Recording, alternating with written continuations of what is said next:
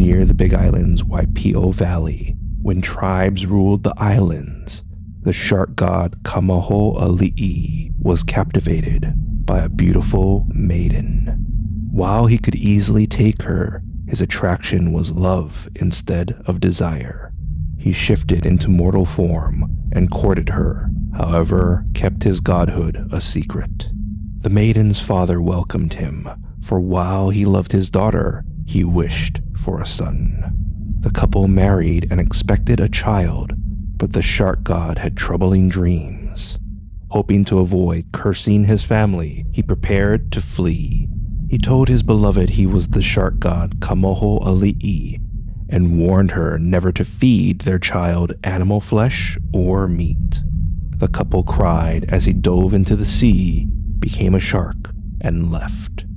Clouds formed as she went into labor.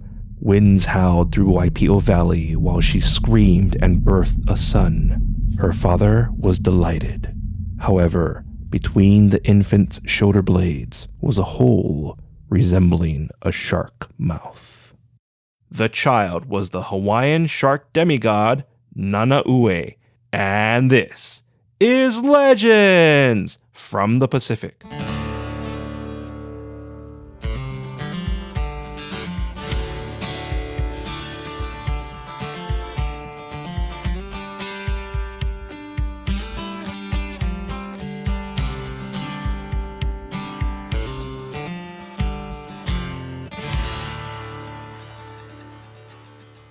Aloha, and thank you for joining us. This is Legends from the Pacific, episode 103, the Hawaiian shark demigod, Nanaue. I am Kamuela Kaneshiro, a native Hawaiian professional writer, speaker, and Comic-Con panelist with extensive film and television experience. I study mythology, I've encountered unusual things, and I'm a geek. You can support us by getting 2 or 3 of your friends to listen to our show. This simple request goes a long way in helping us grow our show. And a big mahalo nui loa to our Patreon members, whose support keeps our show going. Later in this episode, your featured song and Hawaiian word, but first, just when you thought it was safe to get back into the ocean, let me share with you Nanaue. This episode refers to our previous episode 101 about the shark god Kamaho'ali'i. Please consider listening to it so you may have a deeper appreciation of this story. The mother wrapped him in kapa cloth, covering the hole, and named him Nanaue. He was a beautiful baby, and her father couldn't be separated from him. Nanaue's mother always made kapa garments to cover his back, bathed him alone in the nearby pond, limited showing him to their neighbors, and never fed him meat. Men eating with women was also kapu, so when Nanaue was old enough, his grandfather took him to eat with men. Everyone agreed the hidden child was handsome and would be a great warrior. Then his grandfather fed him meat. While his mother bathed him, when the water touched his foot, Nanaue became a shark. She was captivated as her son glided through the water, but horrified as he devoured some fish. His family agreed to keep this a secret. Nanaue's appetite increased, and he gained muscle instead of fat. His mother feared playing with children would reveal his shark mouth back, so she kept him home. Soon, nothing satisfied his hunger, and humans became appetizing. People who fished or swam alone disappeared. Villagers who went into the ocean in groups claimed a shark attacked them. They also talked about the handsome teenager, Nanaue, who always wore his kapa cloth, even on hot days, while working his family's fields. He'd always greet everyone and ask where they were going. If they were going near the beach, he'd tell them to mind they don't get eaten up. Some villagers suspected the handsome Nanaue, others agreed, and when they marched to confront him, an Ali'i's messenger announced all working-aged males needed to develop the royal taro patch. Everyone obeyed except Nanaue.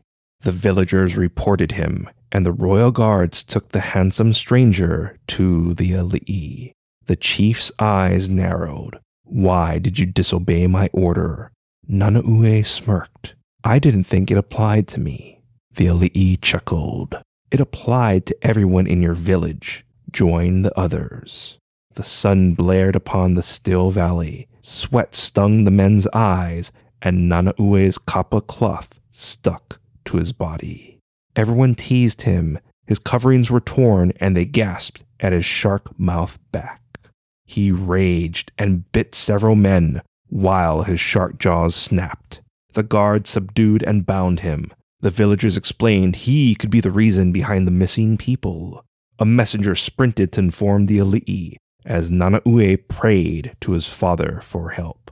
Soon, the messenger finished reporting to the alii. The royal guards and warriors gathered in the chamber while the alii consulted his kahuna. He divined Nanaue was Kamaho Ali'i's son, therefore a demigod. But the alii ordered his death and dispatched his warriors. As they approached, the shark god pitied his son and granted him superhuman strength. Nanaue tore his bindings, broke from his captors, leapt into a pond, and became a shark. His mother and grandfather were brought before the alii, who ordered them tortured to draw out the demigod. Thunder shook the heavens, quaked the earth, and the shark god Kamaho Ali'i appeared. Everyone bowed.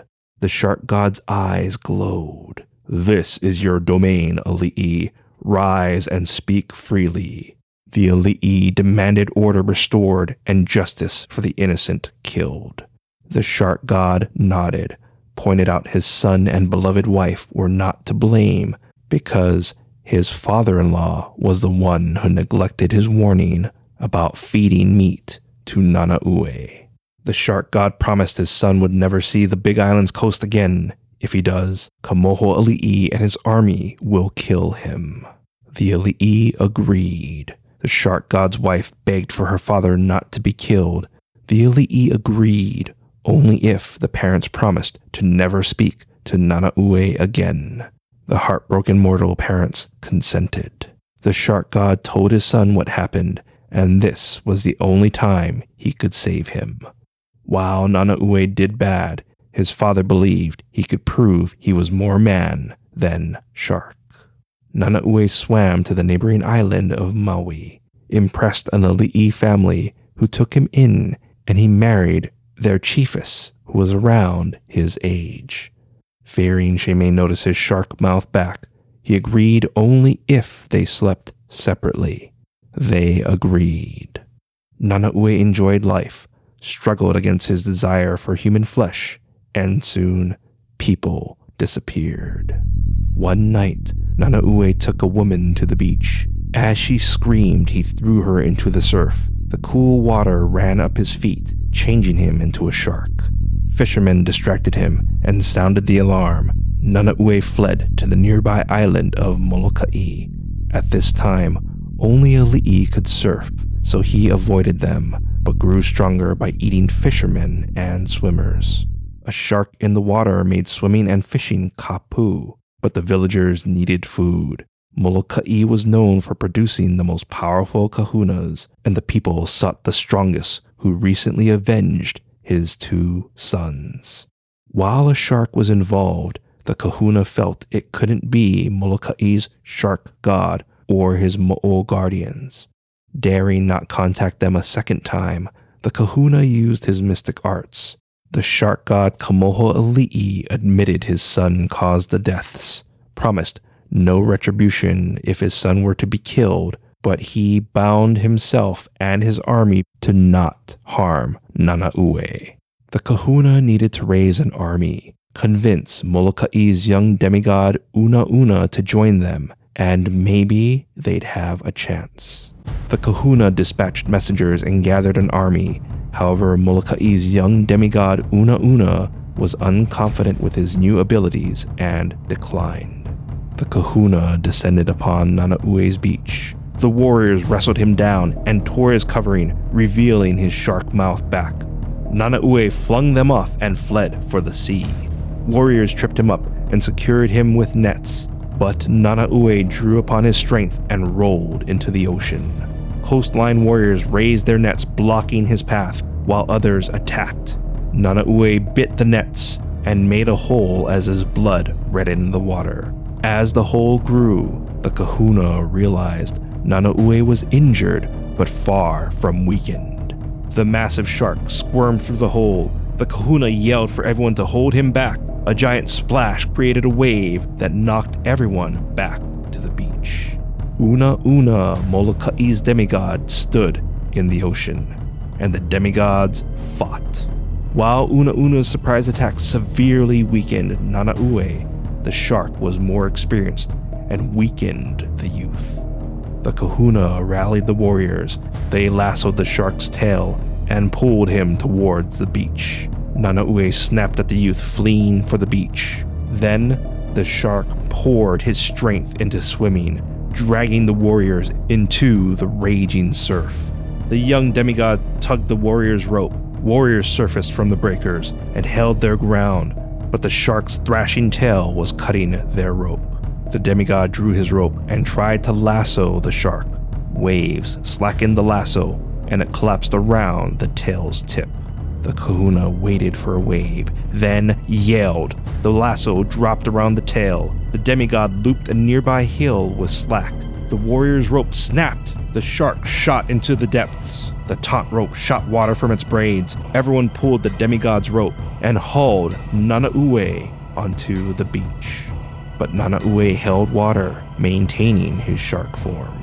The kahuna told everyone to haul the shark onto the hill where the sun would dry him out. On the hill, the warriors tried killing the shark, but the beach assault dulled or damaged their weapons. The kahuna instructed everyone to use the wood from a nearby forest. Then, Nanaue was diced and burned. Hawaii was safe from the being who became a monster.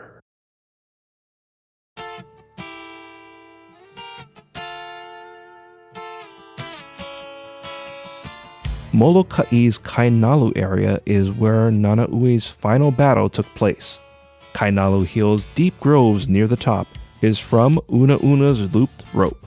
Nanaue's shark form being dragged uphill created a nearby ravine.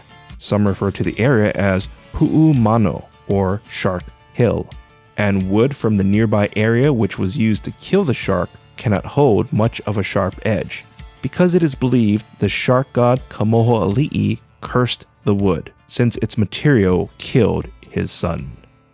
Today, Nanaue has been seen in various films, illustrations, and DC Comics. He was also in the 2021 film The Suicide Squad. It should be noted, DC Comics considered him a shark god, which is sort of true, but he's more of a demigod, and his land form is more human-like instead of an anthropomorphic shark. Okay, this episode was originally a Patreon-exclusive episode, but it ballooned, and it had some great moments I wanted to share with you that I felt you'd enjoy. So, while this version covers the basics, a slightly extended director's cut was made as a Patreon-exclusive version. The other version includes character interactions and a reminder of Hawaii's social structure when a character steps out of line, which I feel was a good addition since it's easy to forget cultural protocols while listening to stories. Sure, we can burst into Buckingham Palace and have dinner with the royals. What could go wrong? This story's extended version, more monthly stories, and other nifty benefits are now available to our Legends from the Pacific Patreon supporters. So click on the link in our show notes and become a Legends from the Pacific Patreon supporter today. Our theme song is Mystery by Tavana, courtesy of High Sessions. Sound effects are by Sound Effects Factory. Our music coordinator is Matt Duffy, aka DJ TripleBypass. Links and show notes can be found on our website, legendsfromthepacific.com, including a link to your featured song, which is Pikake by Michael Keale, courtesy of High Sessions. Legends from the Pacific was written, produced, and edited by me, Kamuela Kaneshiro. I also wrote our original stories. Your featured Hawaiian word is 2 words, kamakane.